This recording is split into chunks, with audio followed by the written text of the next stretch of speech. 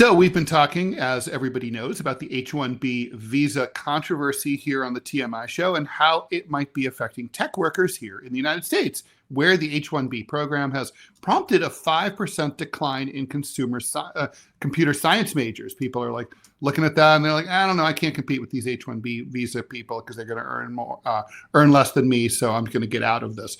Today, we're flipping the script to consider the issue from the other side.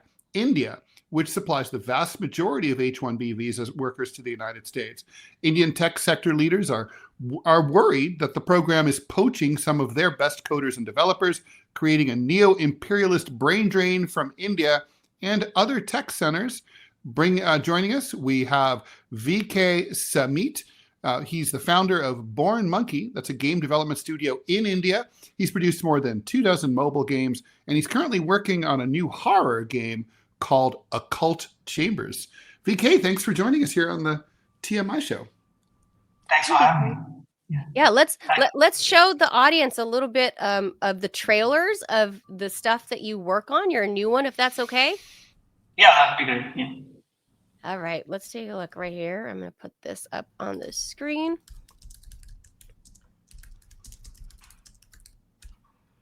All right, so this one is for 17 and over.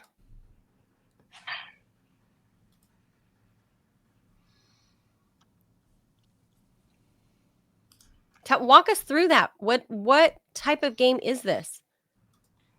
So this is a action horror game set in India. So it explores a lot of, very untouched aspects of the Indian mythology. For Indian example, mythology. The Aghoris. Yeah, Indian mythology. The Aghoris, the rituals around these Aghoris, the dark occult activities. So these kind of aspects that are, not that heavily explored, or even the mainstream Indians kind of shun away from to deal with. So we are delving into these these topics that are both so there is a right way to talk to the god, and there is the other way to talk to the god. So Aghoris go the left side of the road. So that is the aspect that we are trying to showcase in this game. It's still that at the end of the day, they're trying to do the right thing, but their ways to deal with stuff is very different.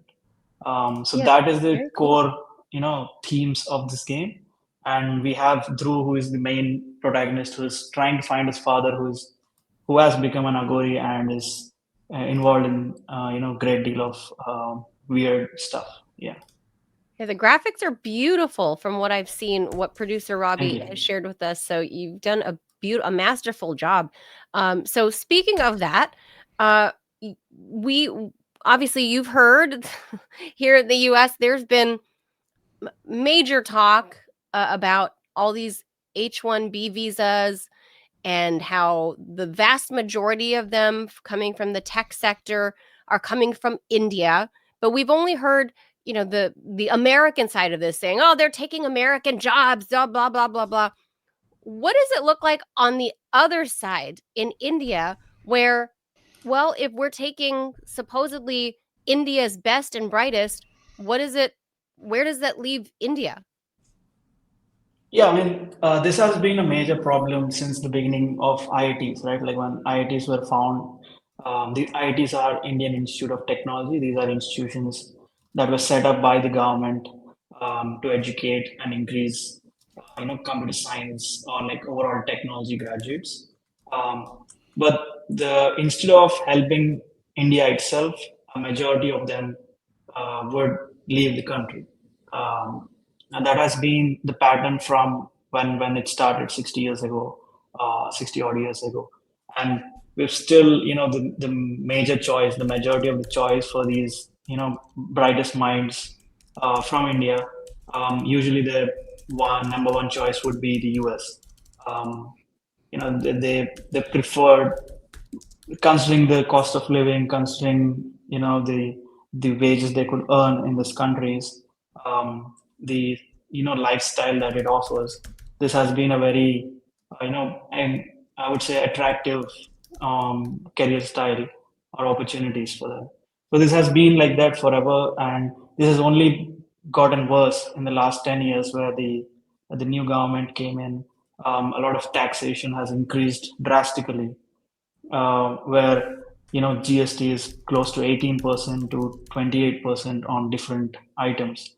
We're talking about direct taxation on items that you buy and everything. So this is quite high compared to the fact that you also have to pay a 30% tax, 30 plus based on your salary. So it kind of feels like, at least the smartest people in India, it kind of feels like, hey, why don't you just leave the country? So there's no an incentive for them to stay in the country where they're paying so much, and the healthcare system, or the education system is not offering much in return. Oh, I see. So you're saying that, especially since Modi has been in power, that he has disincentivized the tech sector, the educated people in India, disincentivized them from staying. Yeah, I mean, the pattern is that obviously they would like to say otherwise. They're just they would just say the graph is just following the curve. But they need to address the fact that the taxation has massively increased on the middle class and people who are actually working in the tech space. So this has not been very incentive for people to stick around, and that has been very challenging for studios, or like tech sectors in India. So they have to offer a lot more than, and they have to compete with the tech sectors from the US. So it's a hard line to walk through, and also attract people from the country, like the best talent. So it often ends up with in a loop of trying to attract talent but not able to produce a good product, and then trying to attract.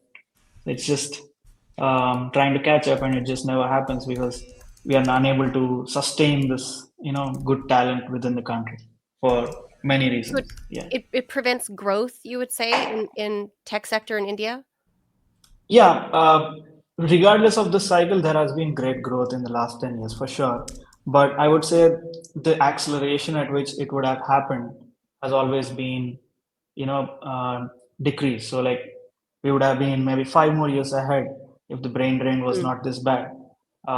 We could have been closer to how China is right now, maybe 5 years behind them, but still at a significant improved state. But it has slowed down, and the incentive to stay in the country has been reduced. Every year when the new budget comes, when the new taxations are announced, Sure. people are outraged, and the U.S. companies, having this H-1B and whatnot, like the U.S. laws are also not helping. That they're just attracting more and more talent. So it's just very difficult for the Indian ecosystem to like sustain this. VK, one of the pushbacks I've read about when I was researching for today's show was that the numbers of H-1B visas that are issued by the United States is not that big. It's about 85,000 a year is capped. They're not all coming from India. About 60% of them are coming from India for sure, but they're not. And then at the same time, by some studies, the number of computer science majors is up about 15%, according to studies, because in India, because of this. So is it possible that maybe the H-1B program does take away a certain number of bright Indian coders and developers, but also because it's encouraging more Indians to go into the sector, that in the end it's not necessarily a net negative? Yeah, there is definitely a positive side here for sure. Like Hyderabad and Bangalore, both big cities in the south of India, have massive tech hubs, which are massive service providers for the US and the rest of the world. So there is an upside where there is a strong ecosystem of service industry set up that is built here in India, is able to sustain the talent because there is now an opportunity, or like they entered the field thinking that they would be in US or UK. but they've at least entered into the field because of that promise, right? So there is a positive angle to look at where there's massive encouragement of or incentive to enter the industry.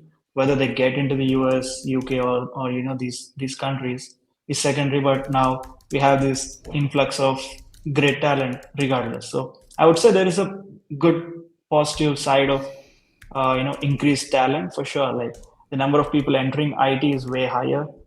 If it was not the case, if you wanted to think about it that way. Sorry, producer Robbie has joined the chat because we're talking. Hi, You're Hello. you're specifically a game developer. Are you seeing VK? Is there any differentiation in who is being? We'll call it poached for all intents and purposes. Poached from India. Are you seeing differences in specific jobs relevant to the tech sector? Some more, so because people always say, "Oh, U.S. jobs are outsourced to all the Indians." The call centers, blah blah blah. There's all those tropes, but here, this is the other side of the argument: is the brain drain. Yeah, there's definitely for example, in video game industry, we have a lot of art being outsourced to India. That is true in the sense that we have great artists, 3D artists, 2D artists, sculpting artists that are working for the AAA companies. We have Ubisoft in Pune and Mumbai. We have EA in Hyderabad. We have Krafton, which is a big, massive Korean company behind PUBG in Bangalore. So we have these big bases set in India that are definitely providing these services to the respective countries right here sitting in India. But they are encourage or they are provided the infrastructure, the funding from their parent companies that are sitting outside India. So there's definitely a certain amount of that aspect where India is servicing people. That is still true. But at the same time, a lot of video game professionals here in India are not satisfied with the growth of the industry itself, because to grow you need certain amount of expertise in the industry. If there is a lot of high skilled employees, high skilled workers in India, that would mean we would be able to make higher quality products or like hardcore games or like mid-core games. But that is not happening because the brain drain happens. So we are left with opportunities where we could make only casual games, and that in turn is not great for incoming developers who want to work on these bigger things. So there is an infinite cycle of not having great products out there because we are left with not so high skilled employees.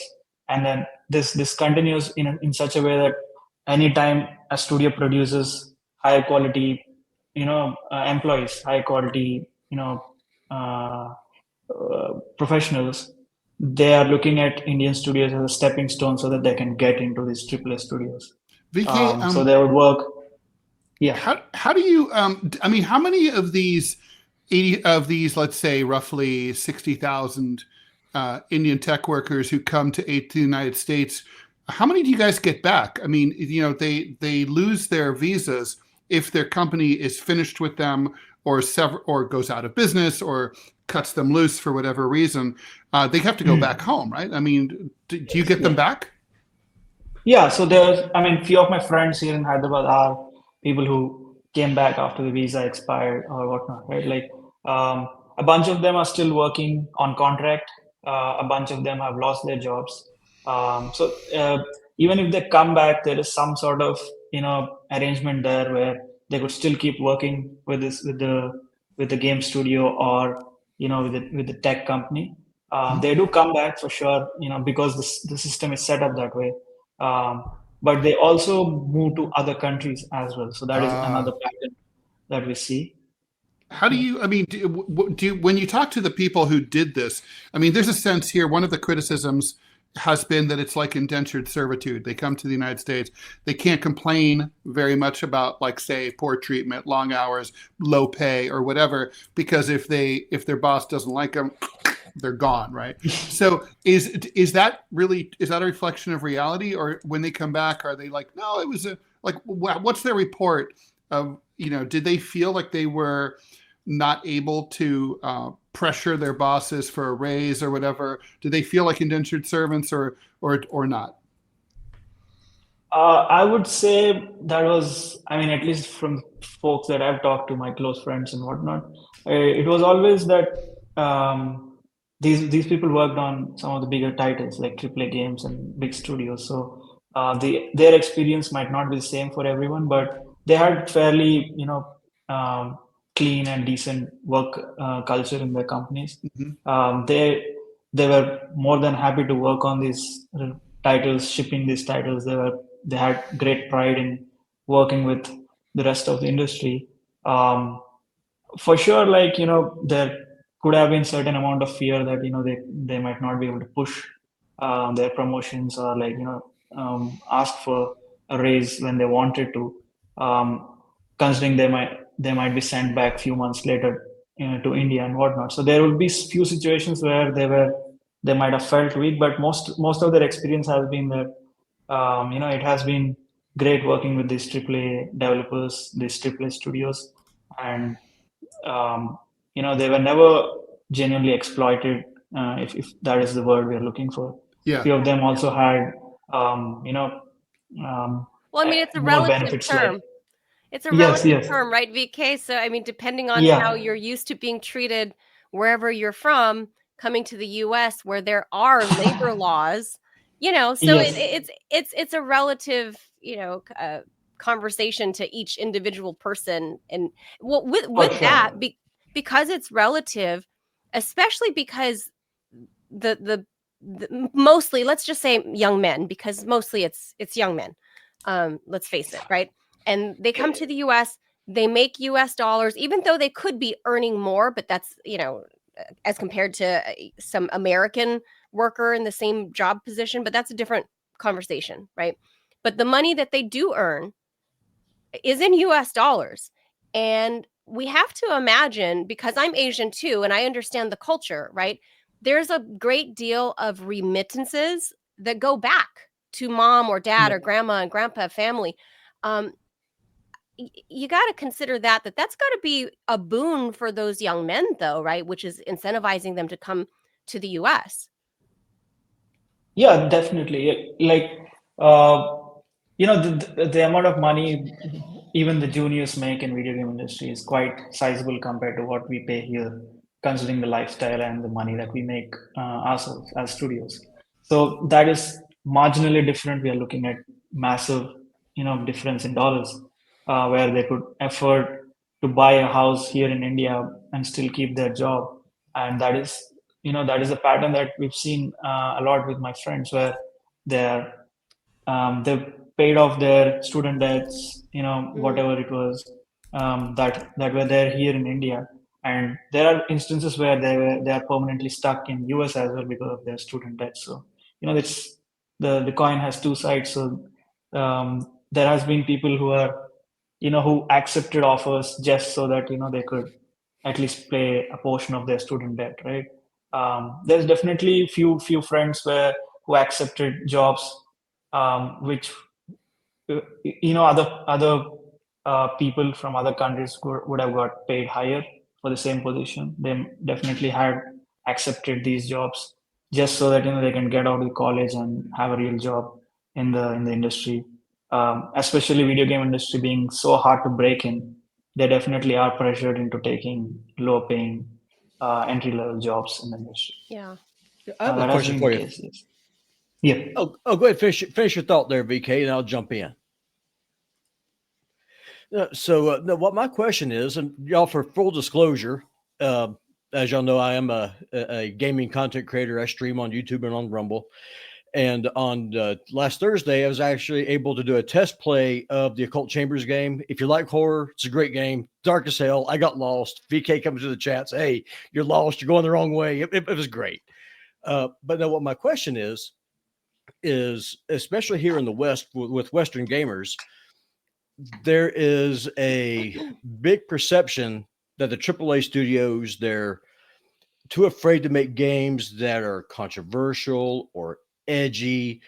You Hold on, gotta, for non-gamers, is Yeah. AAA studios like these big ones like that's the big EA and boys. That's okay. the big boys. Corporates, So yes. yeah, so if you're not a gamer, think Tesla, Ford Motors, the big boys. That's the AAA studios.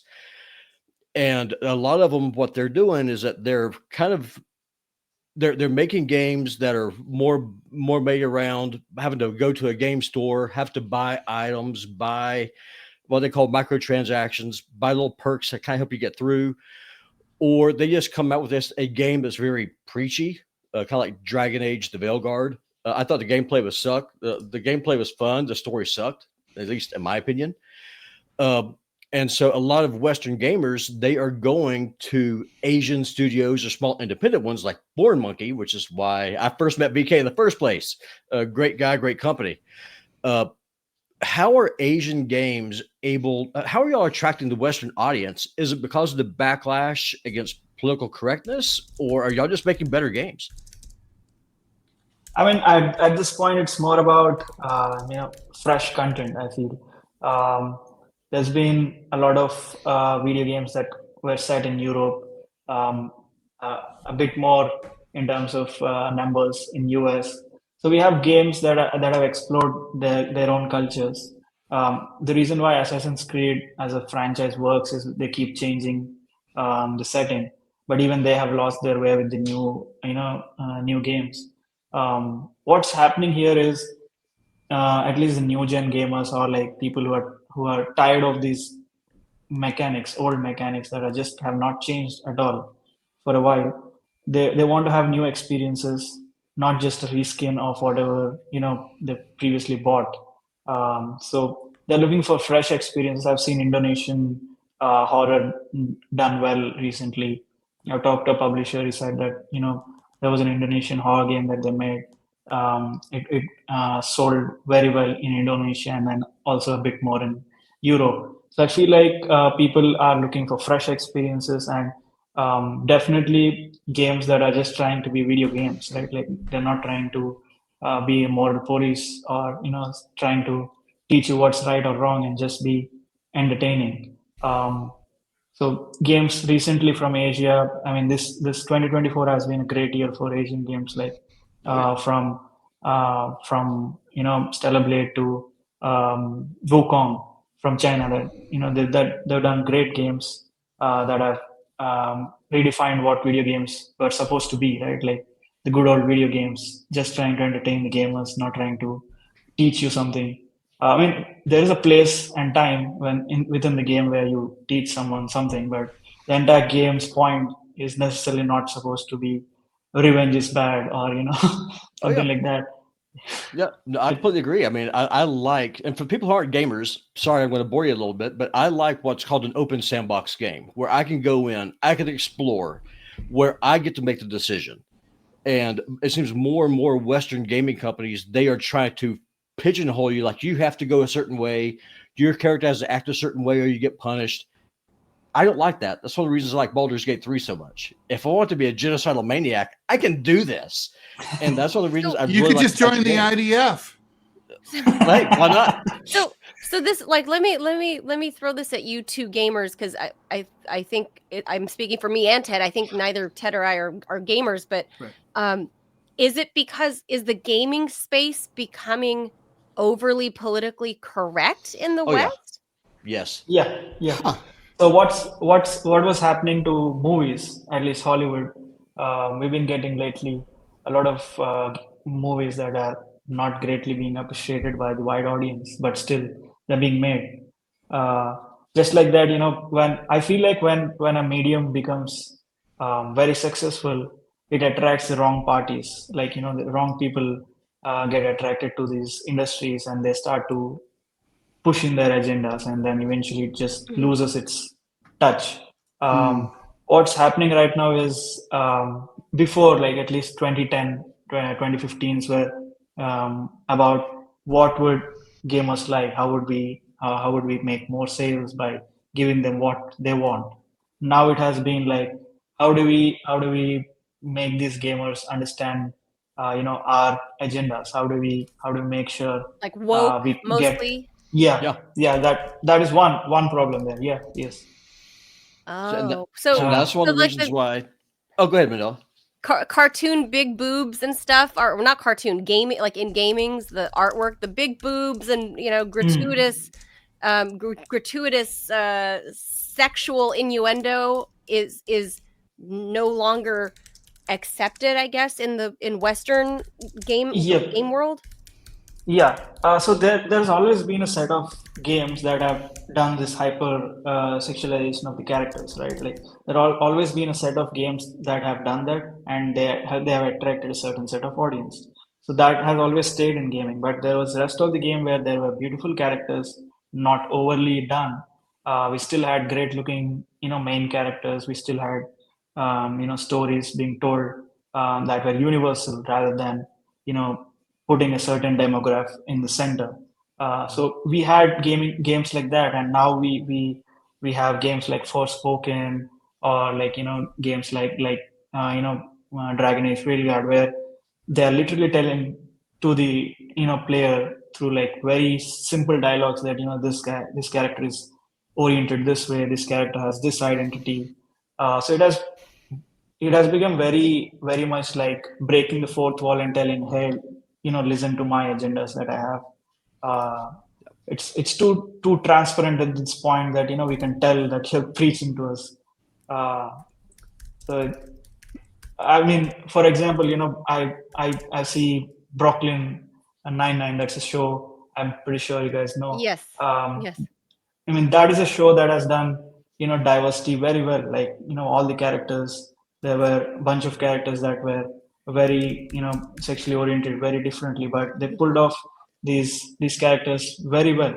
So there is a certain way to, tell stories.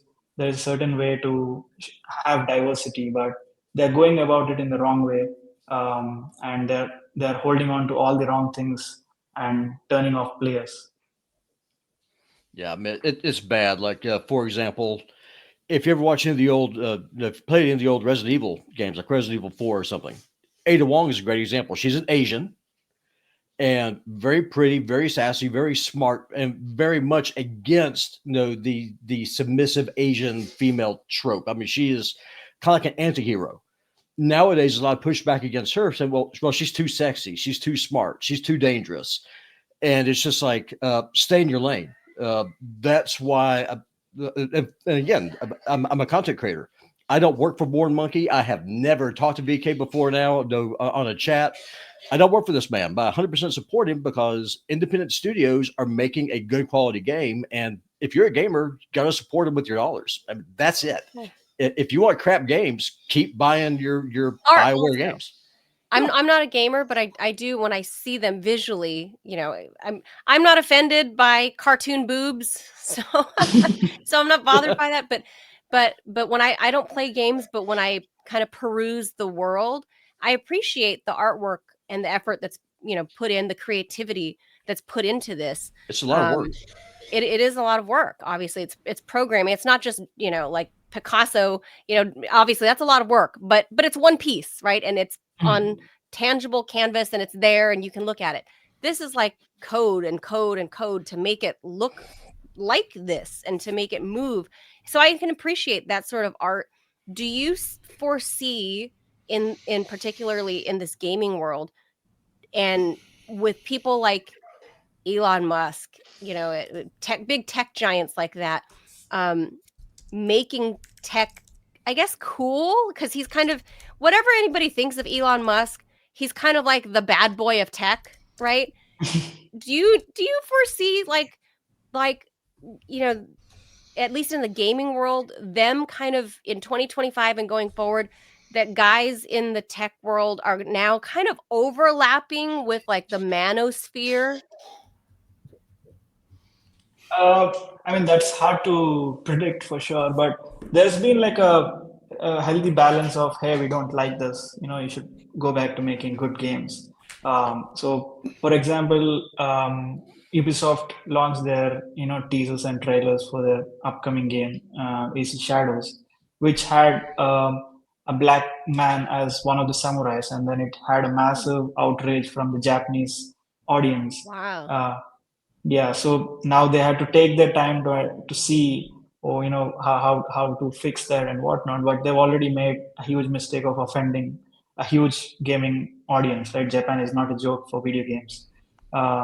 So stuff like this, where they're trying to inject their own ideas, whether it was the case or not is up to debate until the game comes out. But from the marketing, it looked like they were saying, "Hey, we would give you a Japanese game, but we'd also throw in, um, you know, uh, a colored character as well." Oh, So it was a bit problematic, and now their Ubisoft is at a very bad state. Their shares are all-time low. They're trying to recover.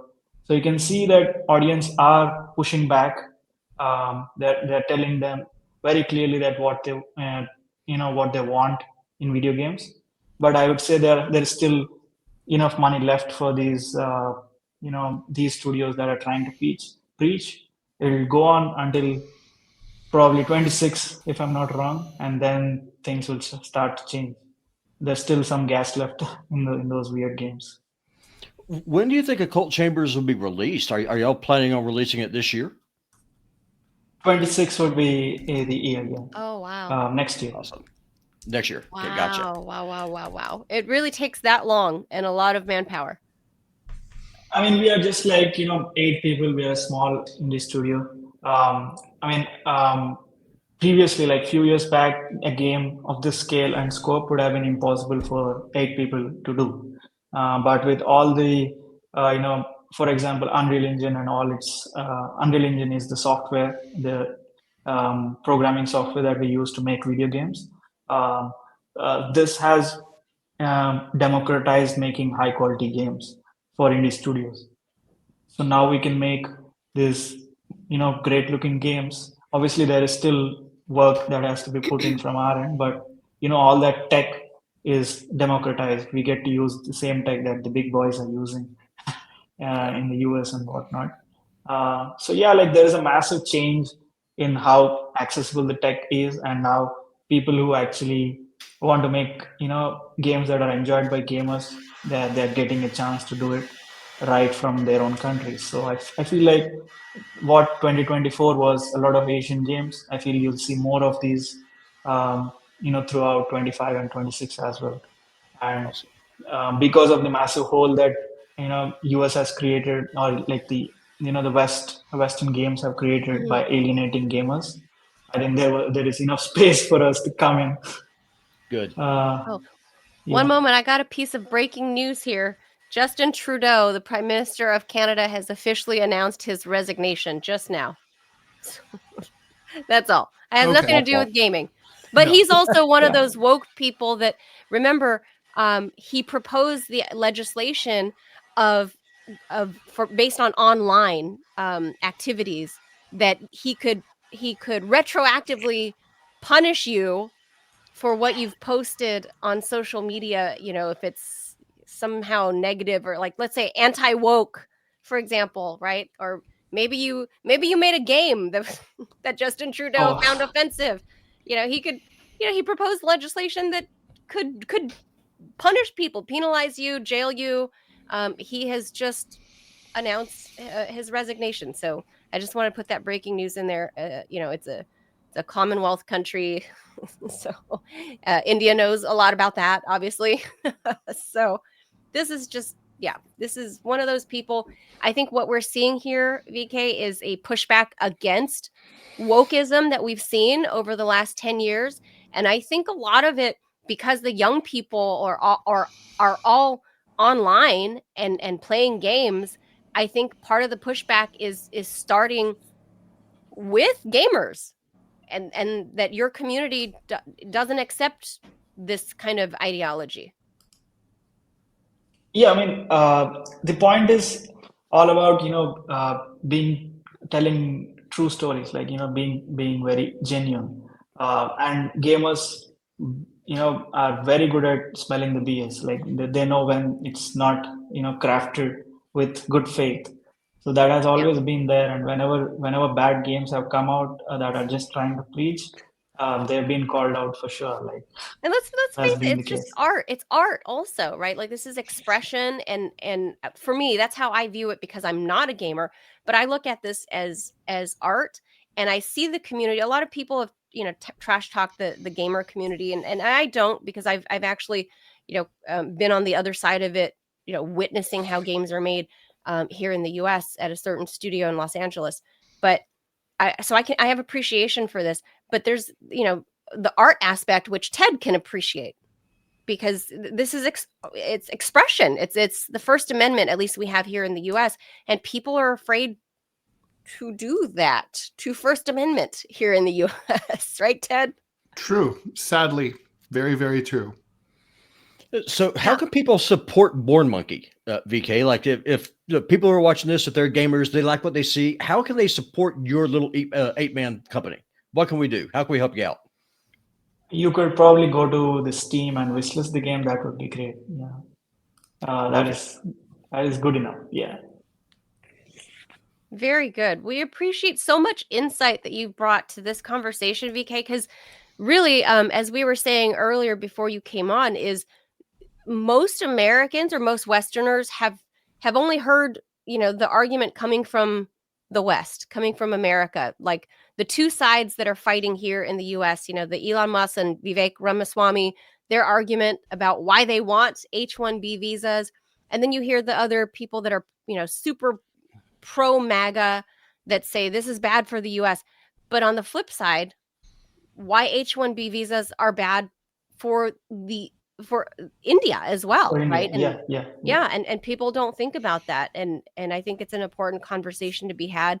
And it just so happens that it happens to be particularly gaming that you're doing, and it comes with cool visuals. So I appreciate you sharing your trailers with us, and wish you much luck, and hopefully you'll be back with us when the game debuts. It takes a long time, as you see, so I hope people can appreciate that. Thank you so much, VK, because you're not just a gamer guy. You're not just, a game developer. You actually live, breathe, and work in this space in your home country.